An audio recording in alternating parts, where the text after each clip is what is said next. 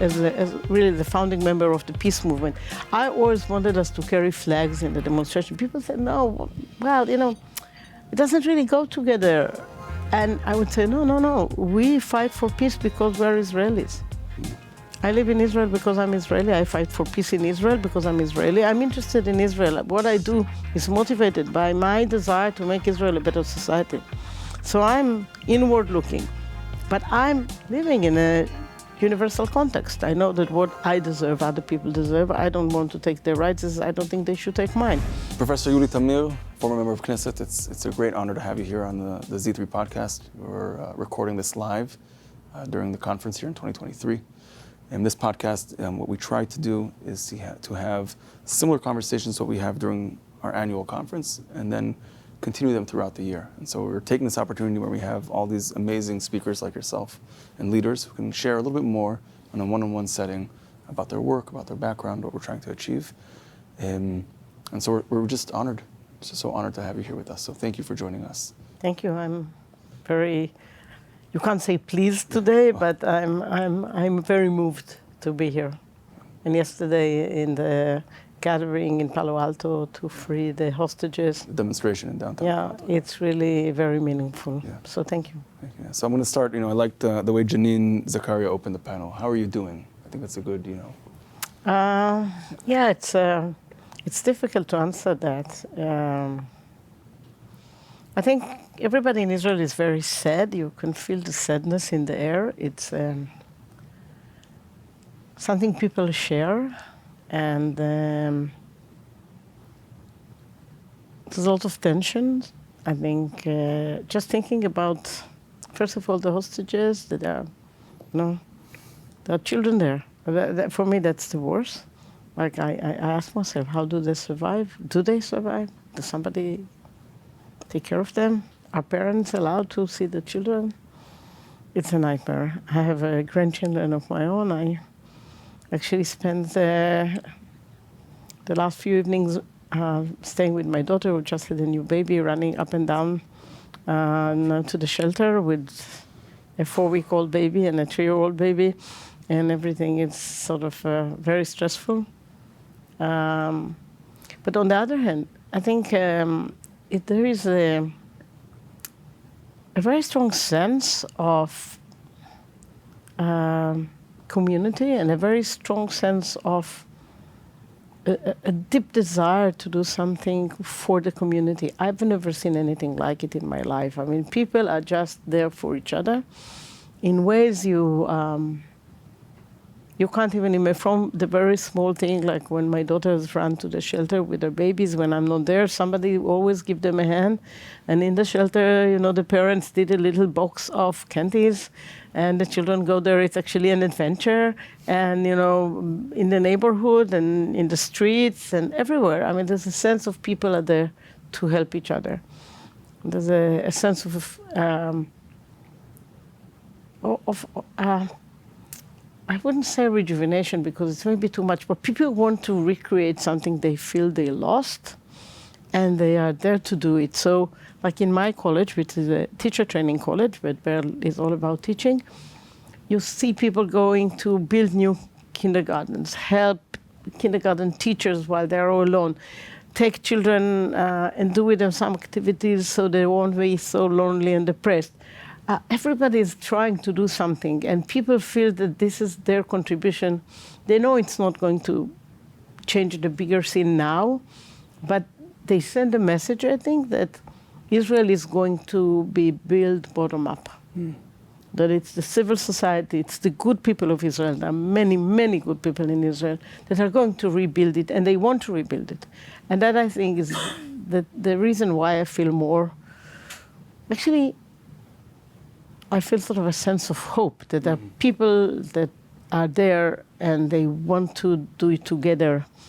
And though there are many, many tensions and many difficulties, there are also many soft and sort of warm moments of let's do something good for everybody in the community that keeps me very optimistic.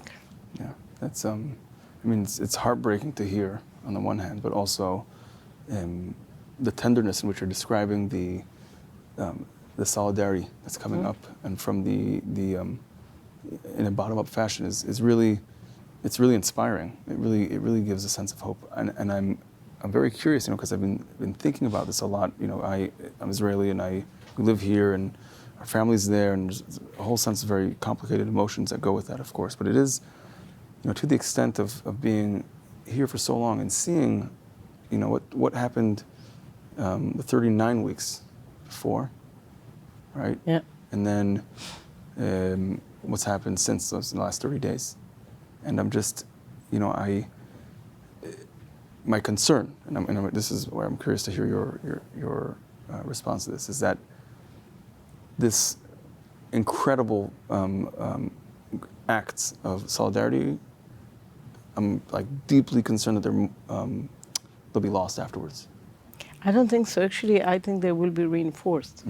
I think if you wouldn't have had all these weeks beforehand, the sense of powerfulness that we as a liberal, progressive, democracy-seeking community had, we came to this crisis empowered. Because we were there in the streets with the flags, with the children, with all these events, walking, talking, doing things. So it gave us a sense that we're not alone. I always said that when you go to demonstration, you feel a sense of social empowerment that you don't really feel in day-to-day life. And I talked in many demonstrations. I always go to the periphery, to places that are less, Kaplan is obviously full of people. But I always thought it was very important that it's not a demonstration of Tel Aviv, it's Israel. So I would go to places like Bat Yam, there would be 150 people there. That's not much, but you would feel that there are 150 people who came in Bat Yam, which is a very right-wing city, and stand in the middle of the street, and they're with you. They're with you in a very deep sense. So I think we started to, the civic society has organized through this demonstration and immediately sort of managed in a very, I think, impressive way, channel all this into support for whoever needs it now in the world. Not only, it's now not restricted only to the people who are against the government, it's everywhere. These people, you go to Shderot and to Ofakim and to Eilat, to places that you usually don't have there a strong hold of liberal democratic support. And people just indistinguishably go everywhere, and they do a lot of work for the people without questioning anything. Who they voted for, what they think, what they will do in the future, who they will vote for. It's really pure in this way, and it's very impressive. That's so heartening to hear, and I think it's something that I did notice, and it was here in one of the panels, and I'm curious if this is something that also resonates, is that my sense living out here is that yes, there's been 39 weeks of folks demonstrating on the streets, but it seemed, at least as an outsider, I admit, to an extent that it felt narrower and more narrow as the time progressed, right? People, not everybody had the stamina to withstay, and the messages became a little sharper. And I'm not saying this is not a judgmental, it's an observation of sorts. Yeah. And then all of a sudden what we're seeing now is actually a broadening, right, of who's in. Right, yeah. It can be, incredible things that we see minority groups in Israel take part and make strong, incredible statements of solidarity without at all watering down their sense of identity, which I find incredibly inspiring. And also we see thousands of ultra-Orthodox now either volunteering, going to the army, and so that part to me is a wonder almost, and I really hope that we're able to kind of that kind of expansion of what it means to be a liberal democracy in this moment, and a sense of Israeliness, right, is reinforced in these moments. And I'm just curious if that's something that you're seeing, and if that plays out also in the Teachers College, right? Because I know there can be some friction also sometimes. Well, first of all, I don't think people were, the sort of the anti-Bibi type of demonstration didn't lose support. It's very hard to go on, but there were moments sort of more attention. People were going out to the street. I felt it was everywhere. I And I was really, really moved by the fact, and it's very important, that everybody was carrying the Israeli flag. The Israeli flag that was like, became the sign of the extreme right, like, usually used to irritate the Arabs, suddenly became a symbol of, again, a national symbol in the good way of the word. And you'll see flags everywhere. And people will like smile to each other if they see that you have a flag in the car. They will smile to you and say, you're with us. And I think it created a new kind of reconnecting the national and the liberal and the progressive sort of side of Israel. And this is why I think it sustained itself, and this is now it can widen itself and open itself up. Now, it is true that this is less inviting for the Arab citizens of Israel, but now, as you say, after the terrible events of 7th of October, more Arabs are engaged in support. More Arabs are engaged in just helping the civilian populations that are now displaced within Israel. And it's going to be difficult. It's not easy because, what is the position of an Arab in Israel now? On the one hand, they have families in Gaza. They see what's happened there. They are under great tension and great pressure to identify with the Palestinians. From my experience, I can tell you that my Arab colleagues, and I have many Arab colleagues, because Beit-Berl is a school where we have a strong body of Arab faculty, not only students. My deputy is Arab. So they don't see the Hamas as an ally. They see the Hamas as an enemy. Yeah. For them, for human rights, for women's rights, it's not that they in any way identify with the Hamas.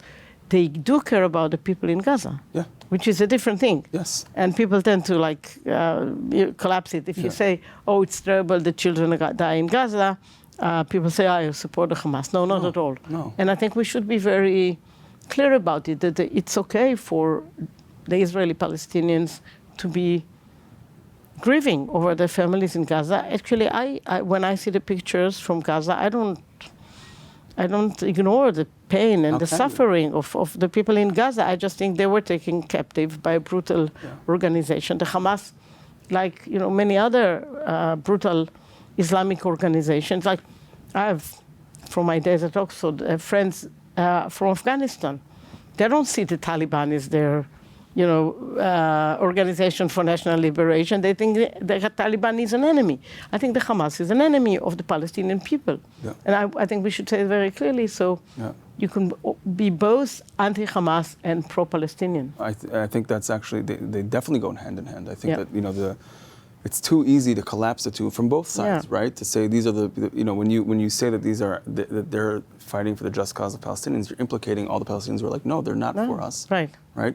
And on the other side, right? Then you're giving them a way out for the Hamas, who are so terrible, right? By saying, if the people voted you, no, it's two separate things, and I think that it's one and the same. To be pro-Palestinian means to be anti-Hamas. I agree, and I think that the extremists on both sides, they support each other because the Israeli extreme right says, you see, all the Arabs actually, all they want is Israel from the sea to the Jordan, and the other side says, look at the Israelis, all the Israelis want Israel from the sea to the, so this is, they are allies of each other. They deserve each other. They deserve each other. We don't deserve either of them, by the way. Yeah. So I think, yes, we have to be very clear about it, that not all Palestinians are Hamas supporters, not all Palestinians who grieve for Gaza are Hamas supporters.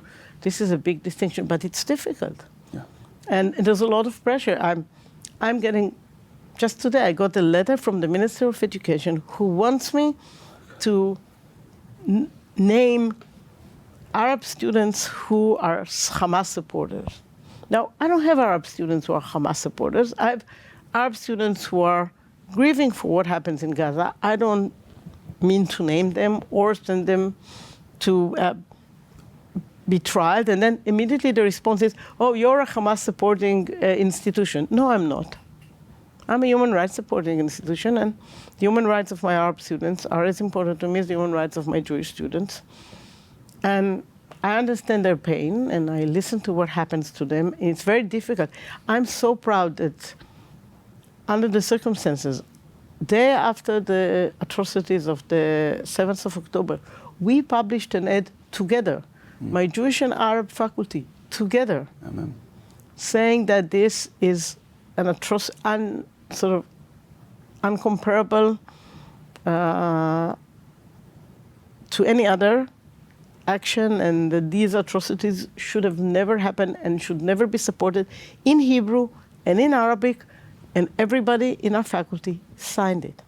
So I think we also, for ourselves, to do justice to us, to our views, we have to be clearer about those issues and stand for what is right, not be part of this witch hunting process that is happening right now in Israel. And I think also because what happens if you do witch hunting in Israel, and if you don't understand the Palestinian position, you just support anti-Semitism here. There's a direct line between what we do in Israel and what anti-Semitism does here. So there will be anti-Semitism even if there will be no Jews, there will be anti-Semitism. And even if we will all be Teorim or Kedoshim, there will be anti-Semitism. But we should be very clear to stand in front of anti-Semitic voices on campuses and says, you're wrong, look how we behave. And look how they behave. And there should be facts about it, but we should be very clear about what we are doing, so we can, bring our clear position to the table, and it should be just and honorable. And that, for me, is very important. It is very important. I think what you're saying bears repeating. I mean, all of it, but specifically that point about what we do in Israel, is anti-Semitism exists. But so it's not that what we do causes anti-Semitism. It's what we do in Israel influences those who hear from the direct anti-Semites. They will use it against us to bring in more people to hold those positions. Right? I think that's very, very, very important, because, the reason to have a just society in Israel, I mean, first and foremost, because Israel needs to have a just society in Israel, full stop. Right. Regardless of what the world thinks, wants, it doesn't matter. It's because that's what's necessary. Just like it's necessary not to have a chief rabbinate, not because the liberal Americans won't, would feel more comfortable. No, because Israel doesn't need a chief rabbinate, full stop. Right? So I think that, naming what we need to do for because it's what's the right thing to do. And also, that doesn't mean that we shouldn't be aware of the implications of what we're doing outside of our just. Absolutely. So I think that's really a very important point. I think, it's there will always be anti-Semites. Yeah. But how widespread is anti-Semitism is also up to the way we present our case and what we actually do on the ground. And I think we have a good case. I don't feel embarrassed to defend the Israeli case. I want to be even more empowered to go and say that we're doing what is right and that we're actually behaving in a way that is respectable to all our citizens. And I think this is very important for people to hear. The hardcore of anti-Semite, they will remain, but the surrounding circles will be, I think, smaller and smaller if we know how to fight this. Yeah, I agree. So I know we're running out of time, so I have one more question, because I think this is an incredibly important one, because if you're able to make I know you can. So I would like you to make the case for an Israeli national identity, right? A liberal identity that isn't, and Jewish, right? That doesn't come from necessarily the traditional rabbinic one, I'd say. And I think the importance of that is because, it relates to the question of anti-Semitism. We're young Jews here as well. It's well, then why isn't the solution for all of our problems just to get away with the idea of a Jewish state? I think it's incredibly important to make a liberal argument on behalf of, and what's the justification for it? Because I think that's lost sometimes. And I think people need to hear it from someone like yourself, who is there is no questions about your credentials of where you stand, what you believe, what you fought for your whole career, what you're fighting for right now. And we'll continue to do so. And I think, and I would love, if we can articulate that for our audience, would be a real treat and real important. So, look, I've been a Zionist all my life, and I believe that the Jews need a state. Now more than ever, I think it's clear. But I think believing in the right of self-determination of us as Jews also requires that we look at the rights of the Palestinians. And they have the same rights that we have. the fact that we have a right to self-determination and they have a right to self-determination leaves us with the question of the borders. But first of all, let's start with a principle. I respect their right as a people because I respect my right. And I want to demand that right and protect that right as a people. Now, once we have settled the fact that there are two rights, and like everything else, like every property right, property rights very often collide. Yeah. So then you come to a settlement, and I think the principle is minimum harm. We all settle different sort of conflicts in our lives. Life are not going to be free of conflicts. But for me, the fact that now, and the resentment to the war now is going together with resentment to religious fundamentalism and sort of very extreme right-wing views, is something very promising, because when we started the anti-Bibi demonstrations, and I said earlier, when I saw people walking with flags, I always, as really the founding member of the peace movement, I always wanted us to carry flags in the demonstration. People said, no, well, it doesn't really go together. And I would say, no, we fight for peace because we're Israelis. I live in Israel because I'm Israeli. I fight for peace in Israel because I'm Israeli. I'm interested in Israel. What I do is motivated by my desire to make Israel a better society. So I'm inward looking, but I'm living in a universal context. I know that what I deserve, other people deserve. I don't want to take their rights. I don't think they should take mine.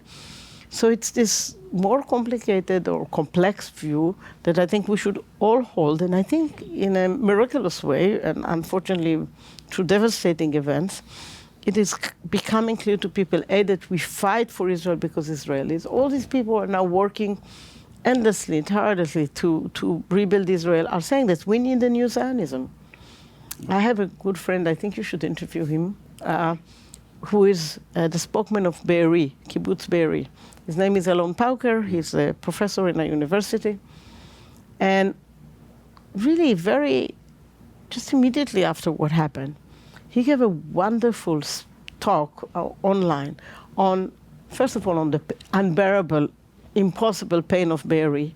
And he ends it by saying, we need to create a new Zionism. We should rebuild ourselves on a basis of Zionism. What happened is not a negation of Zionism. It's a call to rebuild it. And I think this is a very important moment to say it. This is why I think this is a very important conference, because we are now in this project. We cannot let other people take it over. We should be doing our utmost to make this project as liberal, as democratic, as humane, and as Zionist as possible. That's beautiful. Thank you, Professor Tamir, for joining us here at the conference. Thank you for inviting me. It's really important. This is a real zchut, so I can't cover the microphone. I really appreciate it, and it's been such an honor to have this conversation. Thank you, and I hope we will continue, because this is just the beginning. Just the beginning. Long way. Yes, thank you. Thank you.